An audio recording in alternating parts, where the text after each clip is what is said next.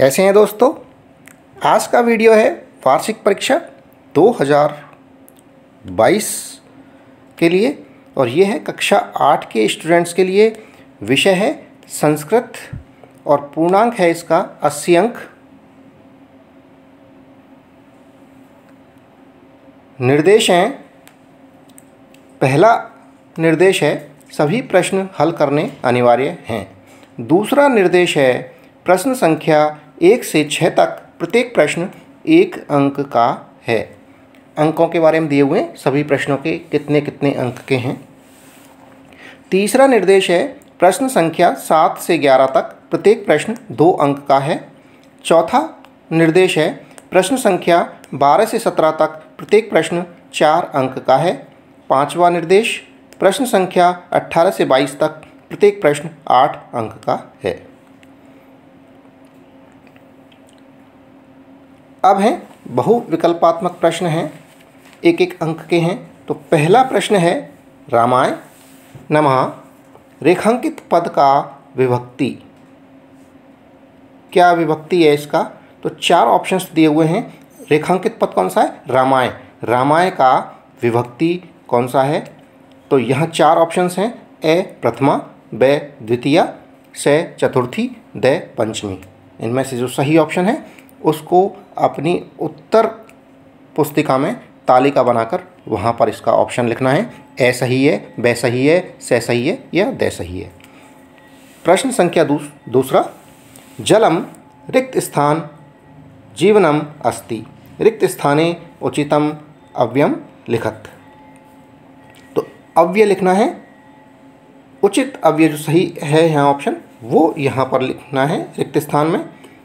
4 option है ए एव, ब कुत्र, स यदा, द च। तीसरा प्रश्न है दूर उपसर्ग युक्तम पदम नास्ति।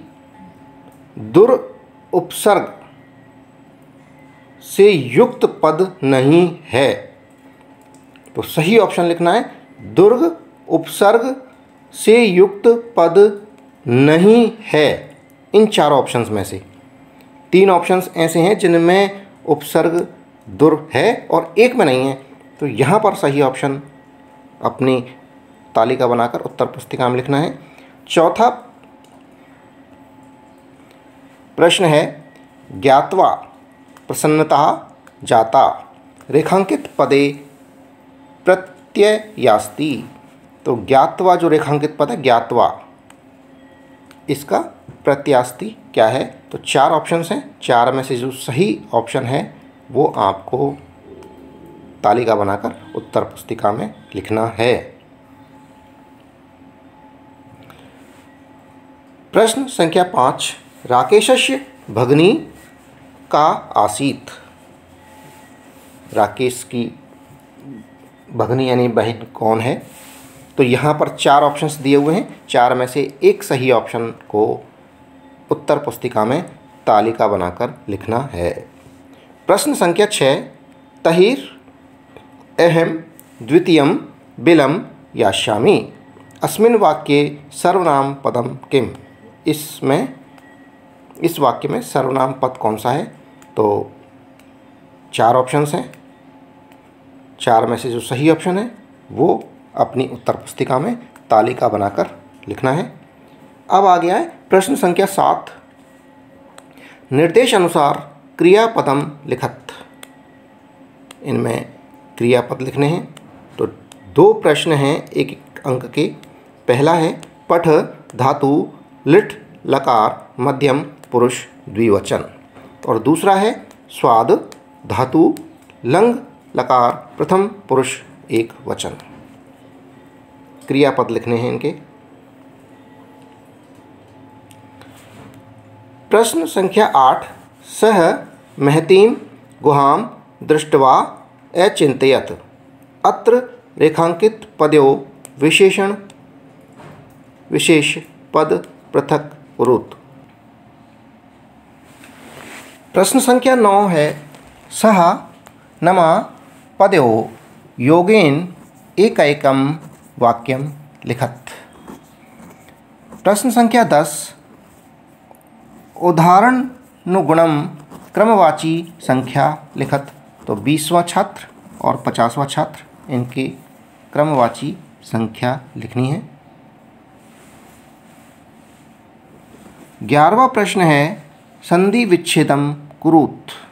इनकी संधि विच्छेद करनी है। सहसेवय और दूसरा है अध्यापी। प्रश्न संख्या 12 कोष्टके दत्तानि संज्ञापदानि चित्वा रिक्त स्थानानि पूरयत।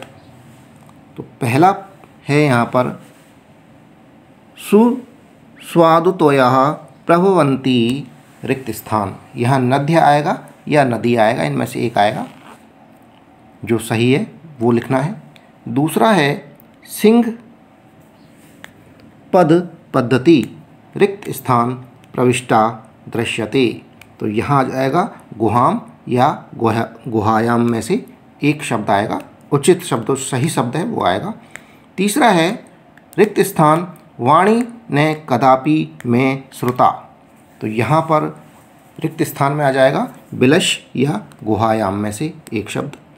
चौथा स है व्याघ्रम रिक्त स्थान बहि निर्सार्यत। तो यहाँ जालेन या जालात में से एक उचित शब्द आएगा। प्रश्न संख्या 13 अधोलिखितानां प्रश्नानां उत्तराणि एक पदेन लिखत। इन प्रश्नों के उत्तर एक पद में लिखने हैं। एक एक अंक के प्रश्न हैं 4।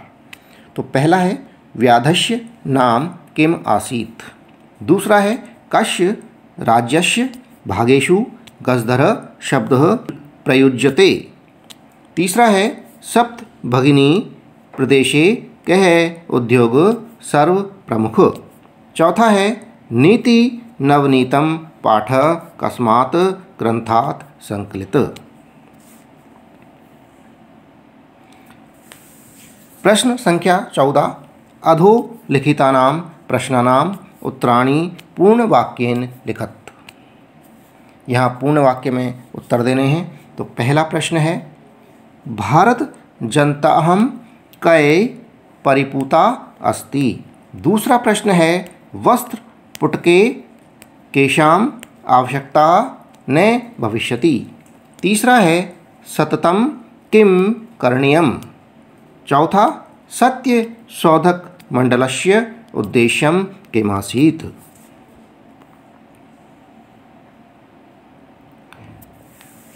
प्रश्न संख्या 15 अधोलिखित पदेषु सम्यक पदान् चित्वा दत्त श्लोकस्य पूर्ति कुरुत। ये श्लोक दिया हुआ है, इसमें ये जो शब्द दिए हुए हैं इनको उचित शब्द भरने हैं और इस श्लोक को कंप्लीट करना है। तो यहाँ शब्द दिए हुए कला विहीन कौमा पुच्छ जीवनाम परमम। इन शब्दों से इस श्लोक को पूर्ति करनी है।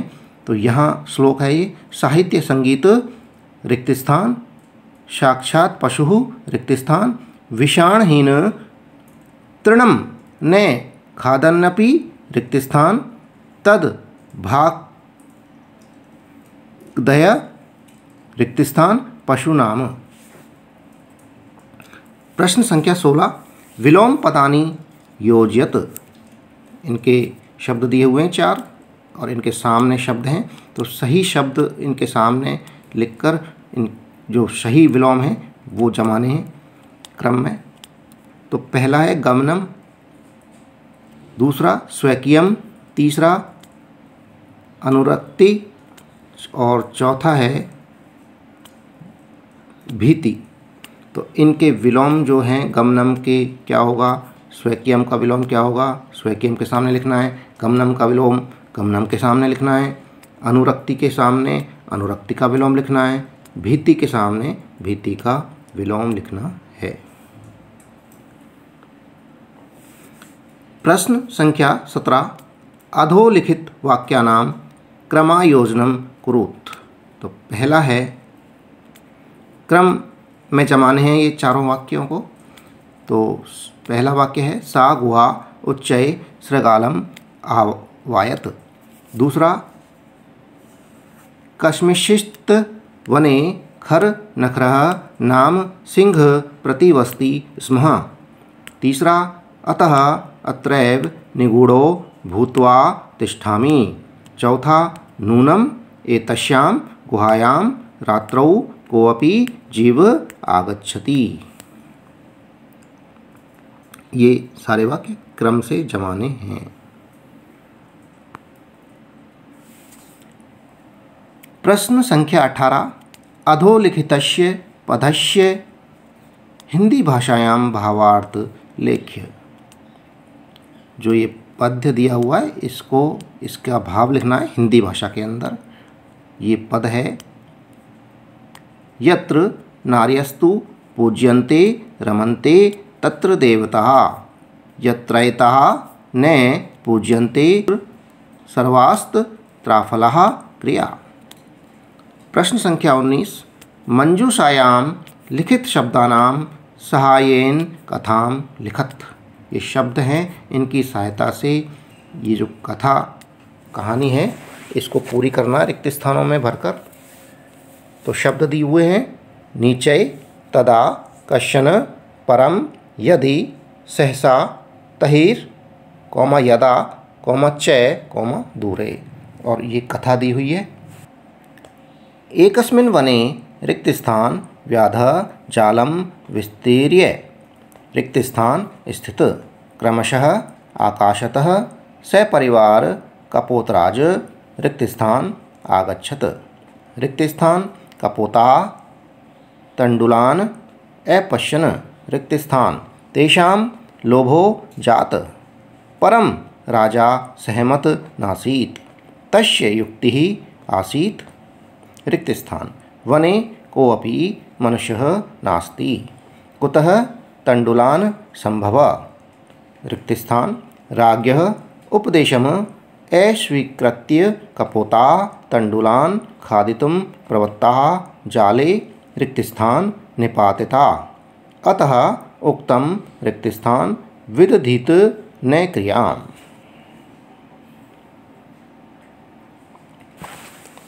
प्रश्न संख्या अधोलिखित पदानाम् आधृत्य विद्यालयम् इति विषयोपरि निबंध लेखनं कुरुत। विद्यालय पर एक निबंध लिखना है और ये शब्द दिए हुए हैं, इनको काम में लेते हुए।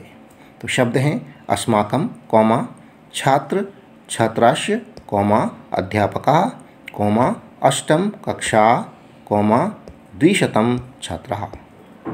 और अथवा में इसके एक प्रश्न है, ये प्रार्थना पत्र है। दिन द्वयस्यावकाशार्थं प्रधानाध्यापकं प्रार्थनापत्रं संस्कृते लेखनीयम्। 2 दिन का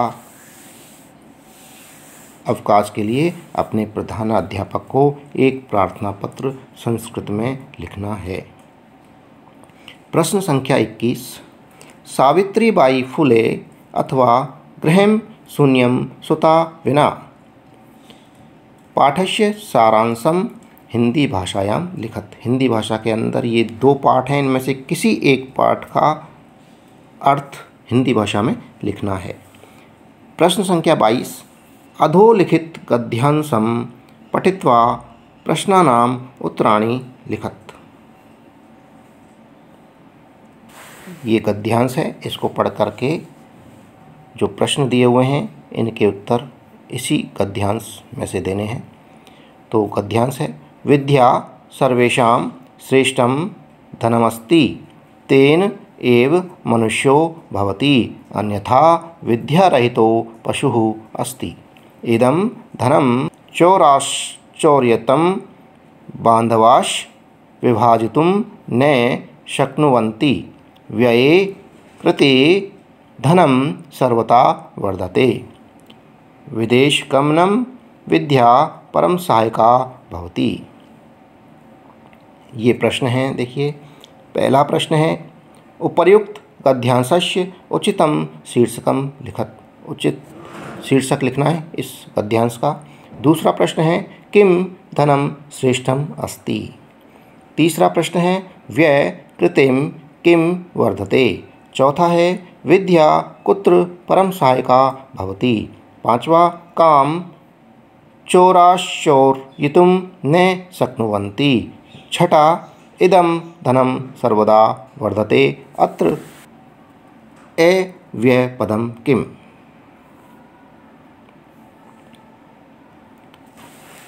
इसी के साथ में ये वीडियो समाप्त हुआ।